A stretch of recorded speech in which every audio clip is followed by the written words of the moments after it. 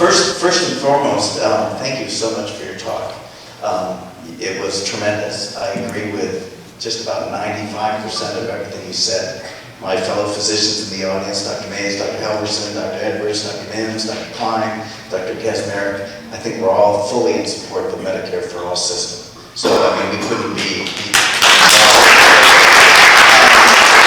top of that, the plea that you made for expansion of Medicare, or Medicaid, excuse me, the horse may be out of the barn on this one, but clearly that would have been very beneficial to our health system. We have one of the worst payer mixes in the country. 75% of our patients are Medicare, Medicaid, or no-pay patients, and what that means is that we can't cover the cost of the care we deliver to 3/4 of our patients. What we get paid is actually less than what it costs to care for them. And we are one of the most efficient healthcare systems in the country. A recent study in the New York Times showed that we were in the lower 25% for both our cost of care for Medicaid and private patients. So we've cut to the bone, we've come to efficient care, and we still can't survive. And so as you pointed out, all the reasons you pointed out, we have had no other choice but to look at consolidation. We didn't want to look at consolidation. We're Western North Carolinians. We're fiercely independent. We believe in leading the way ourselves and doing everything for ourselves. That's what we do, right? Mission Health System's been around for how long? 125 plus years at this point in time. Nobody wants to cede control of our delivery of healthcare to anybody else. But for every reason you just brought up, we have no other choice. We can't afford to deliver the care. The declining reimbursements have been overwhelming to our health system over the last 10 years, and the failure to expand two things: the failure to expand Medicaid, continued Medicare reimbursements in light of that, and then our Blue Cross Blue Shield. Anyone hear about our dance with Blue Cross Blue Shield last year? A not-for-profit company. Yeah, so for-profit and not-for-profit is not necessarily the issue. It's the ethics and morals of the company that I think matters, but they put us over a barrel last year and they forced us into making this decision. So we were looking at rising costs, 4, 6, 8% medical inflation. We could only increase our reimbursement by about 1 to 2%, and we had nowhere to go but to look for consolidation so we could harness all the back office efficiencies.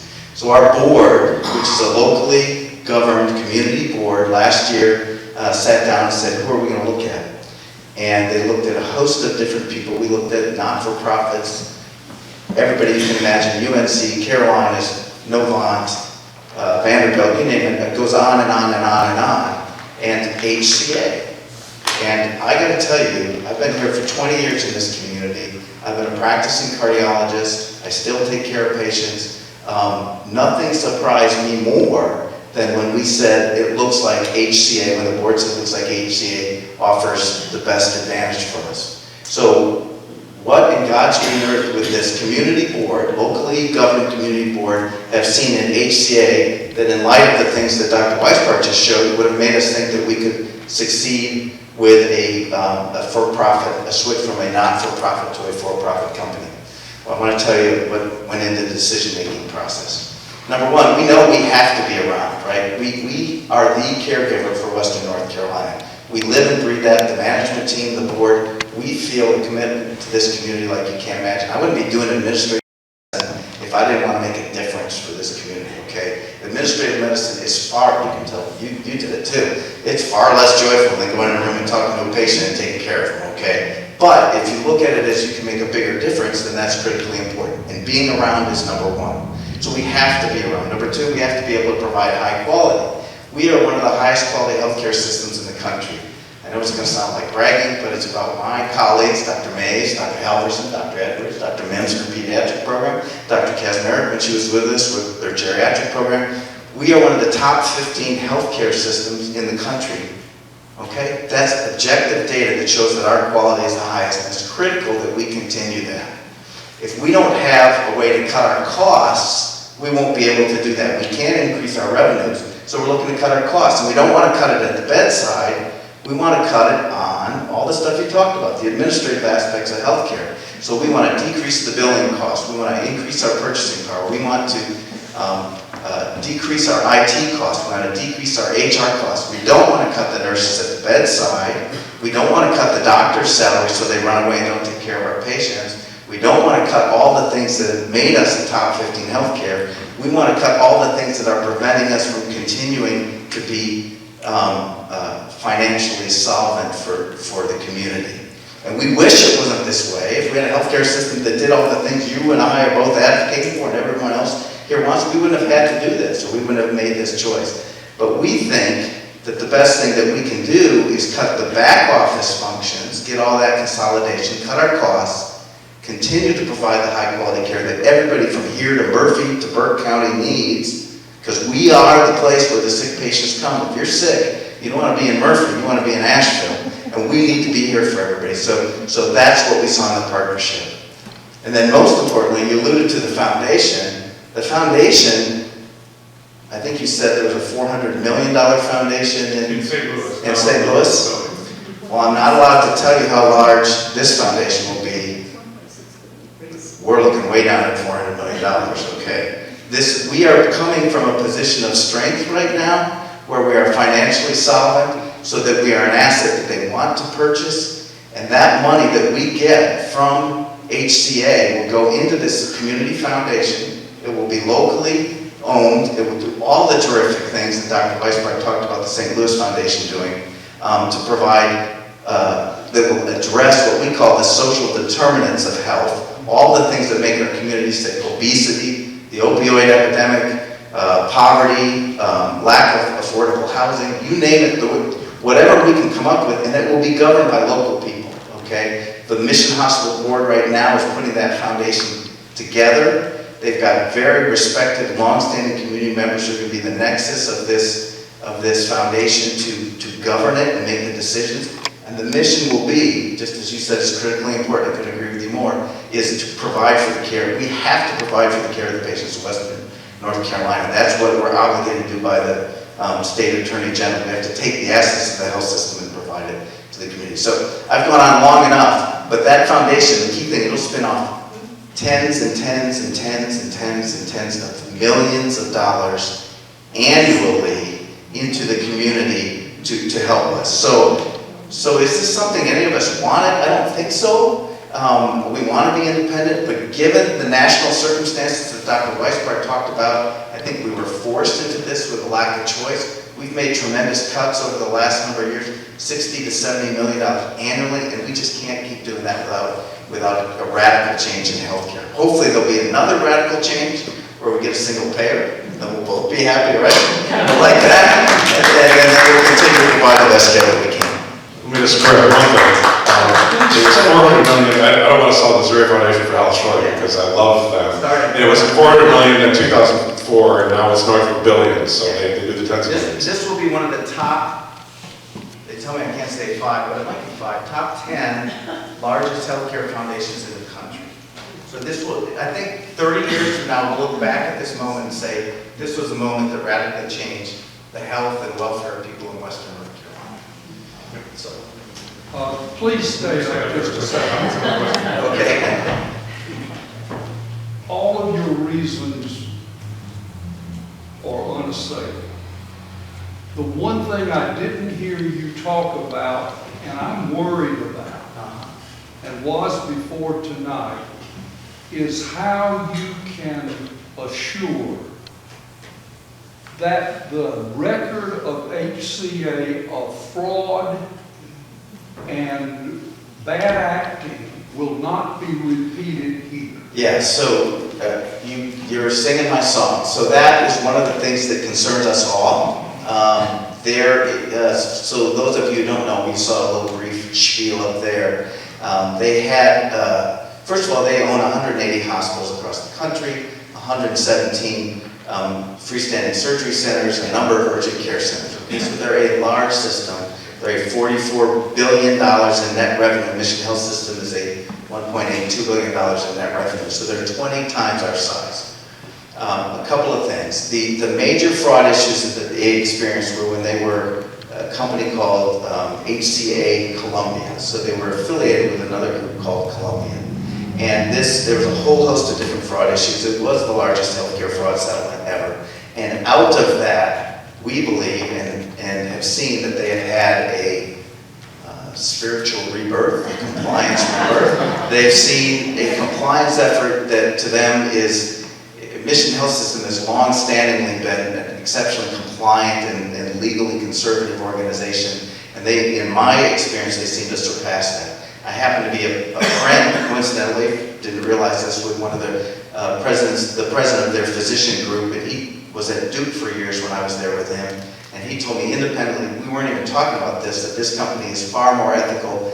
Now you can argue whether Duke is ethical or not, but far more ethical than anything you ever saw at Duke. So that's one thing. I think they've grown and had rebirth out of that. Number two, this is our asset, okay? It's still going to be our hospital for our community. We are obligated all together to make sure that that compliance and that the ethics standards hold true. And if it's not, you know, I'll be the first person. I can tell you the people who are working there now, they're going to keep the management team in place, myself included, for better or worse. We will, I promise you, I pledge to you that that is foremost on our mind and that we are concerned about that as much as anyone else. So that's as best I can say right now. So I'm a fan of the trust but verify. So do you have anything to say about the process for verifying what you just said? Yeah, so one of the beautiful things that comes in this transaction, so you get all this money, you put it in a foundation, and then the hospital is on its own, right? But someone has to hold the hospital accountable to the obligations in the contract that we signed. So there's a couple of important things that we've done in the face of the negotiations. Number one, we put in a couple of things you need to know about that will ensure that we continue to have the services we need. 10-year moratorium on closing any services at Mission Hospital. Wow. So they can't close pediatrics, they can't close psychiatry, they can't close the money losers, okay? That's a big deal. You don't get 10-year guarantees in healthcare anywhere.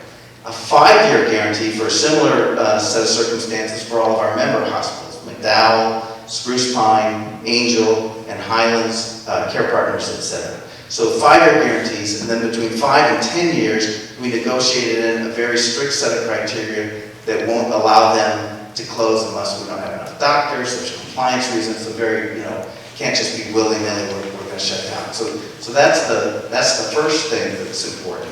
And then the second thing is that the foundation. So normally, when someone buys you out, you're then the little pipsqueak, and you don't have any way to hold the big guy accountable. We're not going to be a pipsqueak, okay? We're going to have more than $1 billion in assets to hold them accountable. We'll hold the contracts, and we can fight them legally. That's a lot of money to be able to fight back if we have problems. And the community should hold the foundation board accountable to making sure the hospital is delivering the care that it expects, has received for so many years. I'd like to ask Dr. Fretwell, what is the mechanism that we can develop in the community to have an honest, open debate on this issue with both sides presented? You've taken a step toward Healthcare for All. We're more urgently involved in trying to bring a whole citizenry to a full understanding of this. How can it be done? Thank you. I don't know, I'm the author of the opinion piece, which really questions whether we should have for-profit in healthcare, period. And I've been sitting in here listening to you, and I'm always good and the bad and the part. What would really, I think, be striking? You mentioned that you support Medicare for All. Other physicians in the room here involved? Can we raise our hands? I would say if we can frame this transition of selling to HCA as a transition, because if we in fact did achieve Medicare for All, many of the problems that have dragged Mission down would go away. Absolutely. So I would say the way to get the citizenry involved is to get all of the physicians involved in supporting Medicare for All.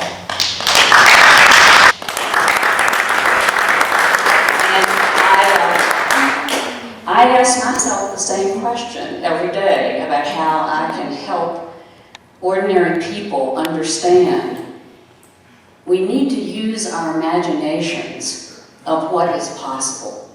We cannot say, this is inevitable, this is pragmatic, this is the way it has to be. We have to say, and I think Dr. Ed has given us some really substantial, factual, financial information that says we can do a lot better in this country by taking care of everybody. And I would say the way, if you want my support, you want me to write another opinion piece and say, okay, I can buy this in the short term, okay? But in the long term, I want every physician in this community to step forward, okay? Can we do that? Yeah, absolutely. I couldn't agree with you more. I think that was very well said. That the analogy that I've given to people is that Mission Health System is like a scuba diver swimming in the ocean right now. And we've got one tank on our back, and we don't have enough oxygen to get to the top of the ocean. 20, or what did you say, you've got 10 years? Yeah. You can hold them accountable? Yeah. For 10 years, so we have 10 years to get a new system. And so we got a tank. We got a tank. We hope it'll be a big enough tank. We don't know how big it'll be, but it'll help us swim around a little bit longer. But we will not survive. Our goal isn't really to get to the top. Our goal is really to evolve and get gills and fins, and and that requires the whole scale transformation of how healthcare is delivered. And that'll happen. The biggest problem that we're running into, and Dr. Weisbart is far more eloquent on this than I'll ever be, is that we have major political forces fighting against us and headwinds. The insurance industry, not the least of it, the pharmaceutical industry, the device companies. That's where the for-profit in healthcare is killing us all. You saw it in his cost slides. The biggest elements of that, negotiated with the drug companies alone, $178 billion, $215 billion by your slide. So, while it's if we were to start from scratch, we would never have designed this system. We have inherent reasons that are in the way. That's why we need ordinary people. Each of you sitting in this chair have got to go out and convince your neighbors, everybody. And again, I do not see this, and I don't think you see it, as political or partisan, but it says, how are we going to survive this? Let's get some more questions. Yes. I've been an ACA navigator for the past 5 years, and I just want you to clarify for me, the foundation will use some of the funding to help the people that I see every week who are in the Medicaid gap or who are underinsured, or now all these people who are buying these crazy short-term, these little private plans that they think are going to be enough for them until something really happens to them. Yeah, so here's the deal with the foundation. So it's a not-for-profit foundation. HCA is a for-profit healthcare company. If all the foundation does is pay for the losses of the health system now while HCA takes all the profits away, that'll be a disaster. The good news is the foundation can't do that, okay? It's not allowed to subsidize losses of the for-profit company, okay? So it won't be providing charity care, because that's a separate charity care program, but it won't be providing finances so that the HCA can get additional monies, okay? HCA's charity care policy, believe it or not, is actually better than admissions right now. Written as it stands, they provide free care for patients 200% of the poverty level and lower, and then 15% they pay 15% for 300% or lower. Mission has a sliding scale up to 400%. So their policy for charity care, so we think access will be as good, if not better, and believe it or not, we've got a 10-year agreement to continue that. And if it changes, then what we can do is get the best quality care policy in the hospital, or in the state. So what will happen with the foundation is that instead of providing money for people to pay for the stuff they can't do, we're going to look at radically big solutions like taking on childhood obesity, which will have 10, 15-year implications, addressing the opioid epidemic, which is costing the hospital hundreds of millions of dollars annually. I mean, really transforming what we do. Not like, here's a little bit more money for Man Food Bank. We're talking radical addressing the social determinants of I health. don't think the public knows that HCA has a charity care, you know. Tell You all. Well, we just heard you say that the HCA's policy is that people below 200% of poverty don't have to pay anything for any orthopedics, any of the surgery there. Wow. Outpatient care too? However they come into the healthcare system. That's just amazing. Yeah, they gave away $2.8 billion in charity care last year. So, I haven't seen the numbers, but I kind of struggle with the idea that we're going to get some good economies of scale, but at the same time, we're going to have to be paying stockholders, and we're going to have to be paying sales taxes and property taxes and income taxes, and where do those numbers fall out? It doesn't seem like it would work without raising. yeah, so I'm not a healthcare economist, okay? I can spit out a bunch of numbers and impress people in a meeting, you know, because I've heard them over and over and over. But I'm a doctor and a common person who lives in this community. So that does concern me. The one thing I think about is that if they have $2 billion in revenues here, and they have to pay an additional $20 million in, that's 0.1%, you know, so it's not very much that they have to cut to save that. So, and I can guarantee you that they've done the financial analysis on our community and our hospital, and they're not making this investment from a point of view of thinking that maybe the numbers will work. I mean, they know where they're going to get the economies of scale and their purchasing power.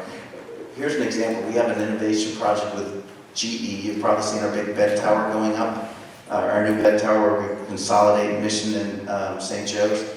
We asked for the lowest prices in the country for all of our radiology equipment from GE, and they said, oh, no, we can't give you that. We can give you HCA prices plus X%. Okay, so their scale is so big that everything from Band-Aids to, you know, toilet paper to MRI scanners and ECMO machines, that they get prices. So I'm assuming that coupled with consolidation of central billing and revenue cycle and their ability to collect more money to work within this broken system, unfortunately, will be where they get their savings. HCA want Medicare for All. I'm going to guess that they would be like most other for-profit institutions like this, and they would say, hell no. So, I don't know, maybe they do. I don't know if they do or they don't. I think it sort of depends on the market. You know, in Asheville, they will be the major provider for everybody. So they can't go, like some tenant, as an example, goes into communities and they pick off the niche things that make money. When you come to Asheville, you can't do that because you have to provide for everybody. So in this marketplace, they may say, wow, well, let's take on risk, which is what Dr. Mays was asking. Give us a big payment per person per year, and we'll figure out how to provide the best health care. And what we don't spend, well, by saving money, that'll be our profits. That would be, if I was HCA, that's what I would want. And with respect to the foundation, it's that we'll get this big chunk of money. We're obligated to spend at least 5% of the investment earnings annually, and then the rest will be reinvested. And if you listen closely what Dr. Weisbart said about just as one example, the Kansas City Foundation or St. Louis Foundation, they started at $400 million. They invested in the community, but they had such returns on their investments, they grew to $1 billion. So we don't anticipate that it'll need continued investments from the community as long as we invest it wisely. Now, the other really interesting thing about this is, right now, Mission Health System gets, I don't know, $20 million in annual donations from people in the community. That won't have to go to Mission Health System. That can go elsewhere. So it'll be an additional $20 million or so to Man Food Bank and the United Way and the YMCA and the Boy Scouts of America and you name it, whoever you want to give your money to. So I think that's another really significant, substantial benefit. It's almost like you thought about this. I might. It's not a crazy decision where we say, give us more money. It's like, what's best for the community? So will we have time to keep going? Or one more question? One last question. Who's got the really best question? I think the woman in pink purple. So, one of your slides said that for ACA issues in the past, there were widespread charges of inadequate nurse staffing. Yeah. So at Mission Health, we already know we have significant nurse shortages. And when I think about that and talk to my colleagues across the country, we are in the middle of a horrible nursing shortage anyway. They're cyclical, but this is being sustained for a variety of reasons. So what in the world, with that kind of slide, with the existing nurse shortage that's already going on at Mission, what are we going to do to mitigate that problem? Yeah, so we have a national nurse shortage of nurses everywhere. My daughter's a nurse, proud nurse at Emory for a year now, in a surgery center. Believe it or not, our nurse shortage at Mission we've closed that gap. We're just minimally understaffed in terms of open positions right now. So we've come a long way. We don't have a lot of travelers. We've gotten rid of a lot of our travelers. We looked at the staffing ratios, nurses at the bedside, and Mission has a very generous staffing ratio compared to other hospitals, and it's in accord, from what we've learned so far, it's in accord with the standards for HCA across their systems in general. So the number of nurses, the number of patients that an ICU nurse has to take care of, the number of patients that a floor nurse or that a step-down nurse has to take care of, their standards right now are very much in accord. So we don't anticipate that changing. That was very important to us as we looked at this. Because there's a lot of ways to save money, but we don't want to cut at the bedside. We don't want to diminish the quality of the care that we deliver. We want to continue to deliver care to the most vulnerable people in our community, those who can't afford to pay, those who are homeless, those who are, least well among us deserve the same care that those who are most able to pay deserve. We want to make sure that this transaction doesn't compromise that for us. So I don't know if you heard what I heard him say a little bit earlier, but if I lived here, I would be curious, skeptical, vigilant, and all that, but I wouldn't get worried as long as this guy's still there.